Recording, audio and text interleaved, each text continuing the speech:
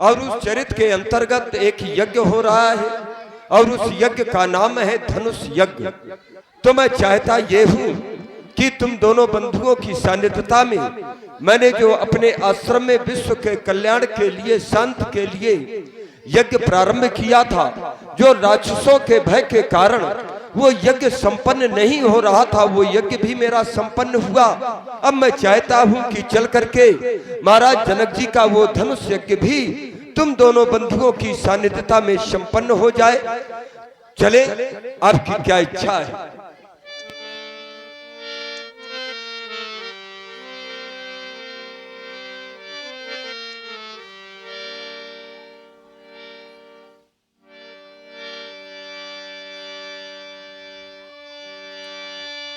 आश्रम एक दीखी मगमाही, खग मृग जीव जंतु तह नाही। मेरे महाप्रभु, यह वन ना ही हमें पूरी तरह उजड़ा दिखाई दे रहा है और ना ही पूरी तरह बसा हुआ है। यहाँ भी जंगल, वहाँ भी जंगल, लेकिन ये जंगल हरा भरा नहीं दिखाई दे रहा। हमारे सामने एक तुलसी का पौधा जो हमें हरा भरा दिखाई दे रहा है। हे मेरे महाप्रभु, कानन छाई कैसी अंधियारी, कारण कौन नाथ शिला बनी नारी। बता करके प्रभु कर दो, बता करके प्रभु कर दो भ्रम का हरण। इधर घोर बन और उधर घोर बन, इधर घोर बन और उधर घोर बन। शिलानाथ कैसी प्रभु जी, शिलानाथ कैसी प्रभु जी करो ये हरण। इधर घोर बन और उधर घोर बन।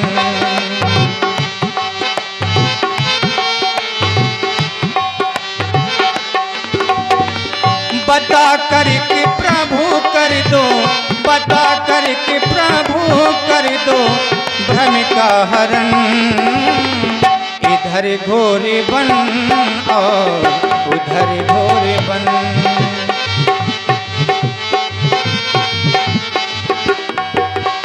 क्योंकि मेरे महाप्रभु, हमारे सामने एक शिला पड़ी हुई है। ये कौन सी शिला है भगवान, मैं आपके द्वारा जानना चाहता हूँ। जो मग में पड़ी है अकेली, पड़ी है अकेली। जो मग में पड़ी है अकेली, पड़ी है अकेली। पूछत है, पूछत है हम मुनि जी सिलाए कैसी।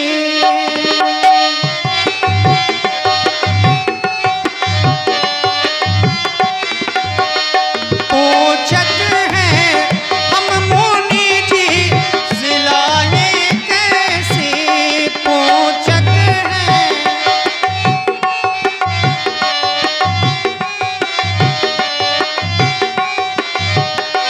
झुक आई अंधेरिया कारी, अंधेरिया कारी।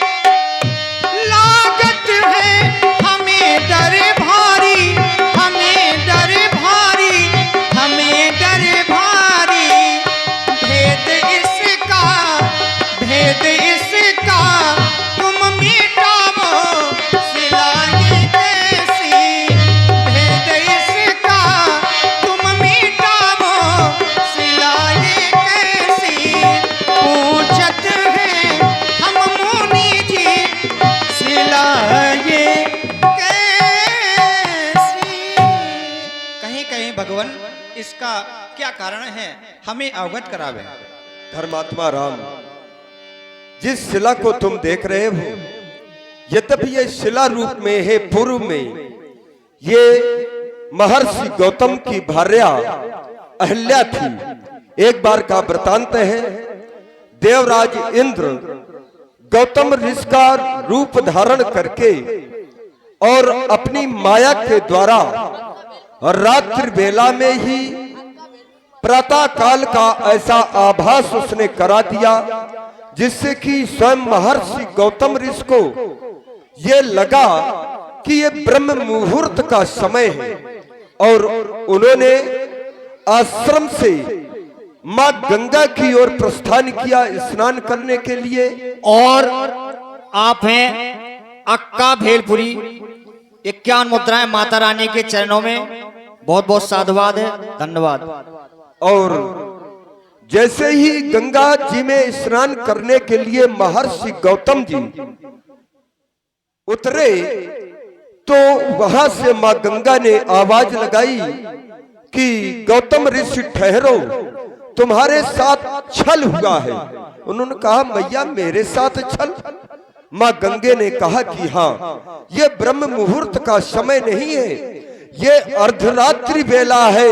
तुम्हारे आश्रम में इस समय तुम्हारा रूप धारण करके स्वयं देवराज इंद्र तुम्हारी पत्नी के साथ में छल कर रहा है।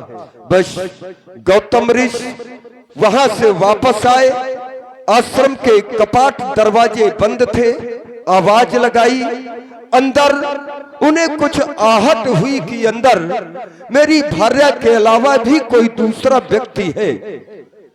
जैसे ही बाहर से आवाज आई, अहल्या ने जब बाहर आवाज सुनी तो उन्होंने सुना और समझा कि बाहर तो मेरे स्वामी है, लेकिन ये जो अंदर है ये भी मेरा स्वामी है, तो वास्तविक में मेरे पति कौन है? अब इंद्र भयभीत तो हो गया, वो समझ गया कि कहीं यदि ये मेरा भेद खुल गया तो निश्चित है कि महर्षि गौतम मुझे श्राप दे देंगे। अहिल्या से देवराज इंद्र गिड़गिड़ाने लगा। एक नारी स्वभाव होने के कारण देवी अहिल्या को दया आ गई और इंद्र को उन्होंने छुपा लिया। जैसे ही दरवाजे खोले, महर्षि गौतम का आश्रम में प्रवेश हुआ। महर्षि गौतम ने अहिल्या से पूछा कि देवी, यहाँ पर कोई दूसरा था? तो देवी अहिल्या ने कहा कि नहीं स्वामी, यहाँ पर तो केवल मैं अकेली थी, यहाँ पर और कोई दूसरा नहीं था।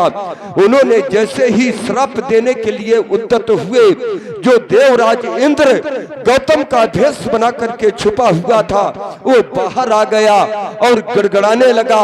उस समय महर्षि गौतम ने देवराज इंद्र को श्राप दिया कि जिस एक भक्त के लिए तू मेरे आश्रम में मेरी भार्या के साथ में छल करने के लिए आया है, मैं तुझे श्राप देता हूं कि तेरे शरीर में एक नहीं 1000 भग हो जाए। अहिल्या ने झूठ बोला था। गौतम ऋषि ने अहिल्या को भी श्राप दे दिया कि देवी, तूने अपने पति से झूठ बोल गई है, आज तेरा पातिव्रत धर्म नष्ट हो गया है, इसलिए अब मैं तुझे भी श्राप देता हूं कि तू पत्थर की बन जा। देवराज इंद्र और मां अहिल्या ये दोनों गड़गड़ाने लगे। आखिर महर्षि गौतम को दया आ गई। उन्होंने कहा कि तुम्हारे श्राप का उद्धार तो होगा। अहिल्या से कहा कि त्रेता युग का जब चौथा चरण आएगा और प्रभु श्री राम जी का जब अवतार होगा और इसी मार्ग से जब मिथिला की ओर जाएंगे और उस समय जब तुम्हारी शिला में प्रभु श्री राम जी का चरण रज लग जाएगा तो उस समय तुम पुनः पतिलोक को प्राप्त हो जाओगी।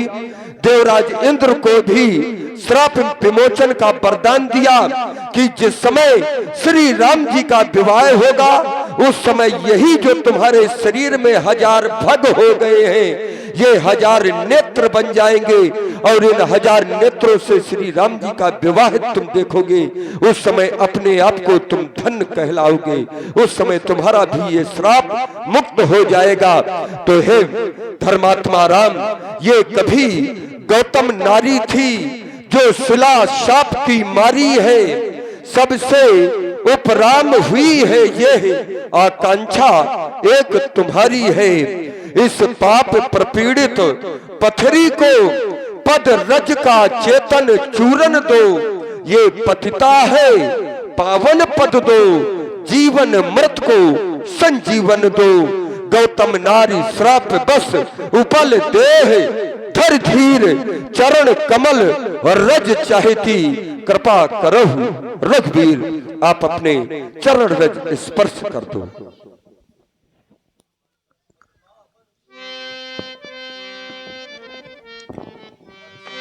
पद सत्य पद पावन शोक न सावन प्रगट भई तब पुण्य सही। देखते रघुनायक जन सुखदायक सन्मुख हो कर जोर रही। हे प्रभु, मैं आपके चरण रज से, आपके पति, मैं अपने पति के श्राप से मुक्त हो गई हूं।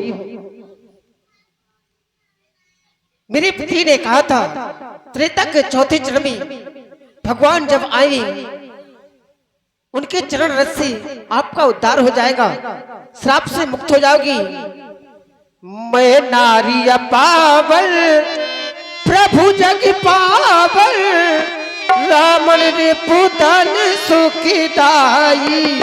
मैं नारी पावल प्रभु जग पावल, रावण रे पुतन सुखदाई। राजीव बिलोचन हरि भव मोचन, पाहि पाहि सर नरहरि।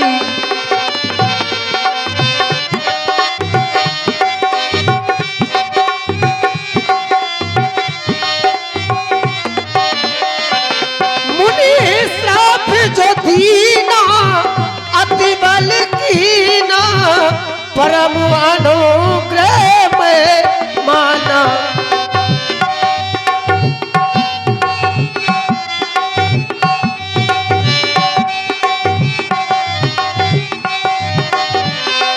विनती प्रभु मोरी मैं मति भोरी, विनती प्रभु मोरी मैं मति भोरी। नाथ न मांगऊ परियाना, विनती प्रभु मोरी मैं मति भोरी। नाथ न मांगऊ परियाना, पदो कमल परागा रस अनुरागा। पदो कमल परागा रस अनुरागा, यही लाभ शंकर जन। मेरे प्रभु, मैं अपने पति के धाम को जाना चाहती हूँ।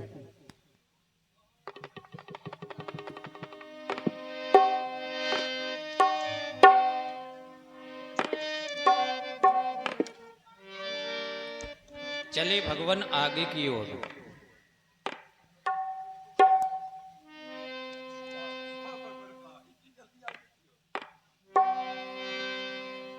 मेरे महाप्रभु, हमारे सामने जो ये सरिता दिखाई दे रही है, ये कौन सी सरिता है? आप हमें बताने की कृपा करें। क्यों नहीं? चले राम लक्ष्मण मुनि संगा,